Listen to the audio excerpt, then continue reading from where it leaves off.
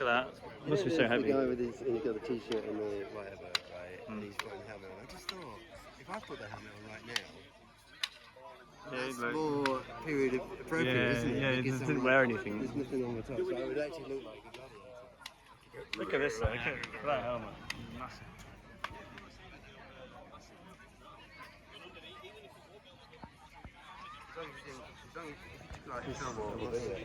Oh, absolutely. Everyone else has got modern clothes on, and obviously gladiators. Yeah. Would you like to try a helmet on? Yeah, I'd love to, yeah. What's the name of these swords? Because there's the actual specific name, isn't there, for these weapons? Yeah, so we've got different ones. I think first one is that one, that's the javelin. Essentially what you got is the gladius. Oh, gladius, yeah, okay. So that's the weapon of the legionary, and it's primarily, basically, although it is an edged weapon, it's primarily a thrusting weapon. So they would lead with the shield, push forward with the shield, and then hook that around or over the top or underneath. Oh, yeah. It's like a personal weapon. But didn't they start off with like the javelin type weapons? They'd use that first. Yeah, so they'd use the pedums from a distance. What's that called again? Pedum. Oh, pedum. P-I-L-U-M. Ah. Yes, So they'd use that first. that's what I was thinking. It's got a unique name. And the idea is that obviously when the gladius will basically be in its sheath, yeah. So as you were walking forward, you get the order basically to sort of use your pedum. Yeah. Essentially, if you manage to hit somebody, brilliant. Yeah. If you didn't, then if you've got an opponent with a shield and you've got that hanging out of it, it literally just renders the shield useless. You can't really do a lot with it. Yeah. But again, the other aspect of it could be that you sort of force them into a defensive position where they have to raise their shields because they've got the healer coming over. But then you've got the auxiliaries at the side with their slings as well, which can be used at the same time. Yeah. So once you've got that, you've got past that, you've got the gladius, and you can use it and you can fight reasonably effectively as an individual, which is why it was used for gladiatorial combat. But primarily the nature of Roman combat back at that time was units. You know, you were in a unit, you all had the same commands, you did the same things at the same times, different formations, and it was sort of formation fighting.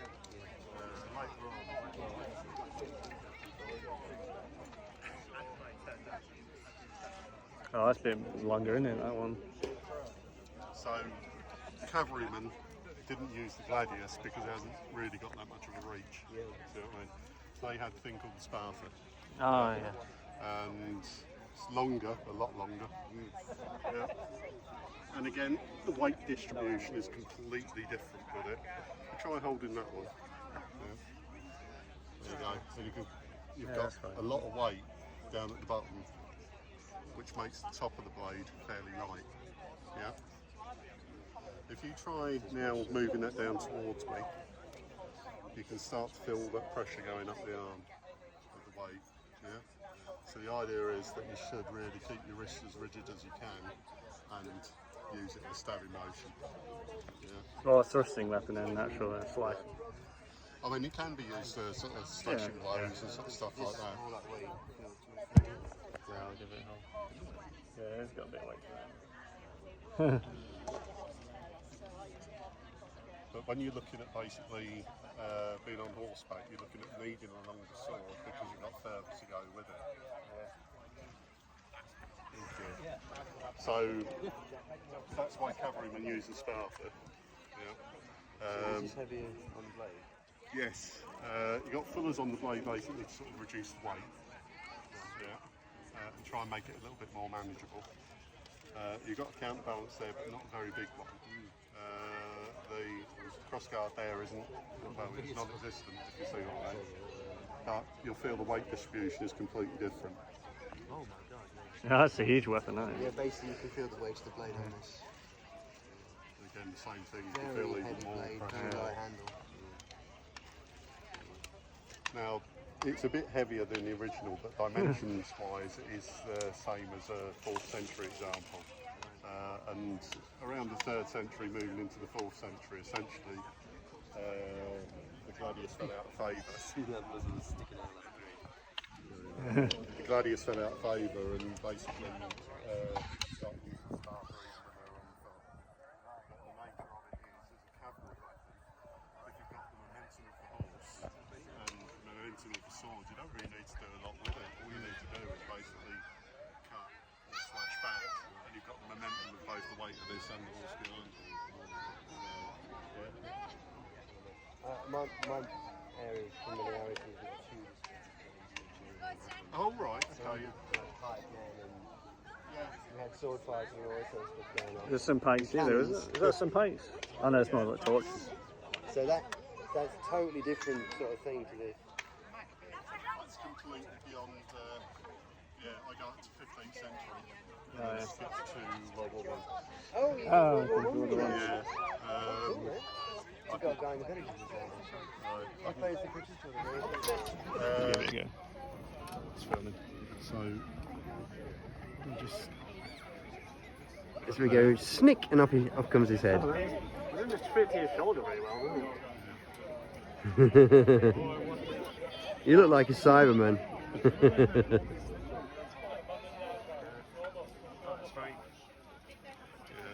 But the reason for the design, the gladiators were all about sort of sport. The house who would have fought the Secator would have been the Retiarius. So the Retiarius would have the trident. So again, this provides effective protection against the trident. Against any more than one opponent, you can't see any. You don't have peripheral vision. You can't see who's left to your right. No. And you'll notice that you've got sort of other helmets and more ornate crest like the Thracian over there. It's deliberately got a smooth egg shape and a smooth crest because the other thing that the Retiarius had was a net. So it was basically designed so like, even if it did get the net on them, hopefully it would slip off. What we found from experience is it generally catches on the back here anyway, and you can put them down. Yeah. But even with other helmets, they're designed to do particular things. So again, the Mamillo was sort of like the heavy, heavy one, and it's basically like a tank. So, but you've got the full face grille there, so you can actually see more out in the front, and you can breathe more. Yeah, we can. Yeah, but that is like a tank. That'll weigh on your shoulders and mind your nose. Yeah. Okay. But the issue with it is that you've got no peripheral vision. Yeah. Yeah. So again, you can't see. have to have something in front of you. Yeah. Basically to do it. That's massive, like, yeah, it is heavy on your neck. You can feel it. But you can kind of lift it up on your shoulders a bit. You can kind of lift it up. You would have padding in it to basically sort of, alleviate some of it. But again, the nature of this is designed to sort of protect your shoulders against sort of slashing blows, spears. Only just though, because you still get there. Yeah, so it's on hard the to leading run. arm there, you'd have a manica. Yeah. So that would sort of protect that. And then you'd also have you'd have a manica on your sword arm. That arm would be for this class behind a big shield. Nice. This actually is so weird. You're going to try this. It's really... Looks like you could probably, it is claustrophobic. It's a very strange feeling that is. Yeah, sure. Owen, do you mind giving me a serve for a sec? It is heavy, by the way. That is. You got a good strong bag, Brian. It'll rest on you. It'll kind of really bite down on your shoulders. Just check with your armour. It's hard to see anything out there, though. And when your own voice So feels again, really weird. You can breathe, you can see out the front, but over here you can't see anything. And it's specifically designed like that to sort of make it right. I'm heavily armoured. I've got this, but it's a disadvantage because I can't see if they move past my field of vision. Yeah. It's weird because you, in one way, feel very safe because it's so heavy and obviously very thick. But I'd be so worried about the lack of vision. Yeah, you're armoured, but you can't see anything. Now, this one has got no crest, and essentially what it is, it's designed for use on horseback. Oh, okay. So it's the Equays Gladiator. It's almost like a medieval kettle helmet, isn't it? Yeah, yeah, exactly. And essentially what you've got is, because you haven't got a crest, you haven't got that sort of weight at the top to overbalance you. All the weight is around the brim. And you do have slightly more peripheral vision on this. Did you want to try that one? So if I put it on, it will come down sort of like make like riser, yeah. There we go. So Yeah, it's comfortable. it's a little bit more difficult to breathe. You can turn your head better. Yeah. It is heavy, and all the weight goes on top of your head. And also the nose bit is right there. Yeah, where does your nose go? You get whacked on the front, you break your nose. But the thing with the other one, that big one, is that you can rest it on your shoulders and you can take the weight off the top of your head from your shoulders. This, you can't do that. It's just free. So you've got to have a strong neck. But the weight distribution at least is constant around it, if you see what I mean. And you do have peripheral vision here because the eyes are sort of slightly I can see over there. Yeah. So this is That's better vision. better. You feel safer in this in terms of your vision. And it does feel nice and heavy. For horseback, that's way But better. I'd be worried about you know, you can't see down. No. And the idea is that as well as holding your lance, you've got shield, you've got your reins, you have to control your horse. You know, it's a bit of an art form. I've ridden in that twice, and the only thing that I was not sure about was the fact that sort of if you come off, essentially you get damage to you know. So for display purposes, what I used was basically I commissioned somebody to make one out of boiled leather, but make it look like steel. So if I did happen to come off, then at least it would bend. Yeah, but it looks the part. But it's so I've myself and my colleague Phil, who's left for the day at the moment, basically did horseback combat at a place called the Lund. Down at, and it's got what they call gyrus, so it's a sand-filled circular arena, and it was ideal for us. So, But I think when gladiators, when they wore their armour, it wasn't for comfort, was it? It was just short-term protection because they weren't designed to last for a very long. Yeah, I mean, and that's the thing. Like I said with the Secateur, it was designed for a specific thing. Yeah. Because it was meant to be a sport rather than a blood sport. You see what I mean? Yeah. So I've got this advantage, but I've got this disadvantage. You know, this can't cancel each other out. Yeah, very cool. That's one. Yeah, that is actually a specific Yeah, you can go through there. tower thing, which I never really used to see much of. Oh, this event's amazing. But it's like I said when we went to the victory show, and that guy showed us every single gun he had. Everything possible. There was the You had like 25 obviously weapons. there was Rowsley. There was the guy with the collection of rifles. They're probably going to walk this way, aren't they?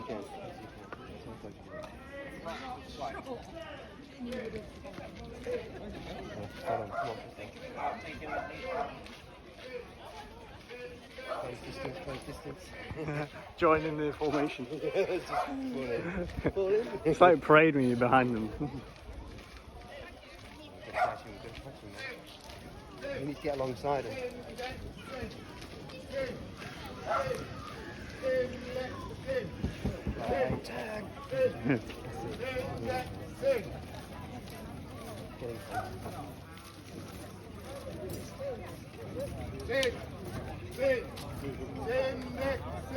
It's like we're part of the parade. When you get to here, you want to move over on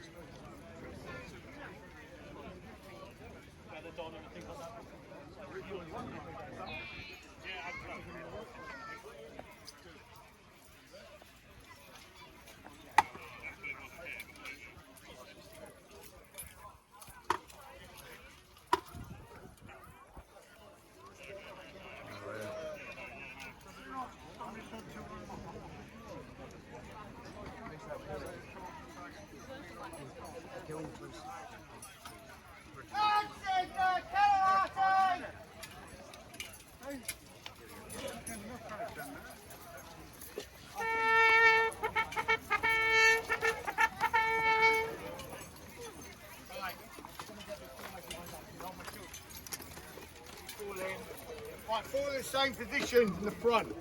Move out of the way. Where you were before. So Jeremy's a mover, Lon's moving there, Paul, you're a mover.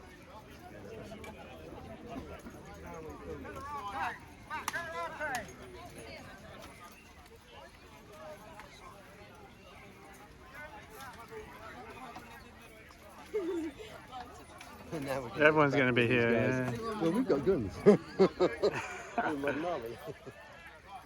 worried.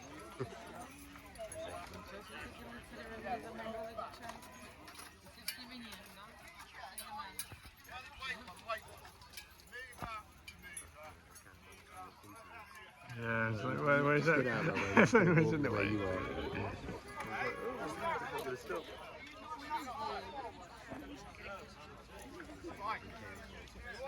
Oh, man. So, you've got two there.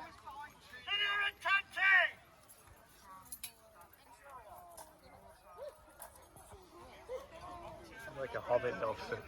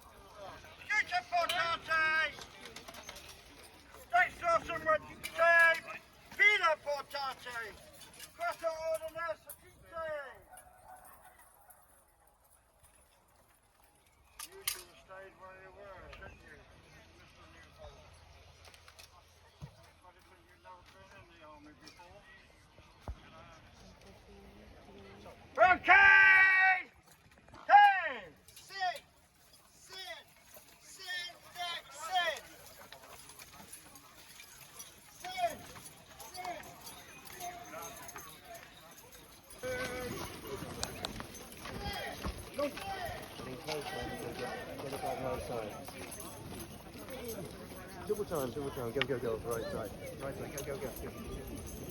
Keep filming left. Yeah.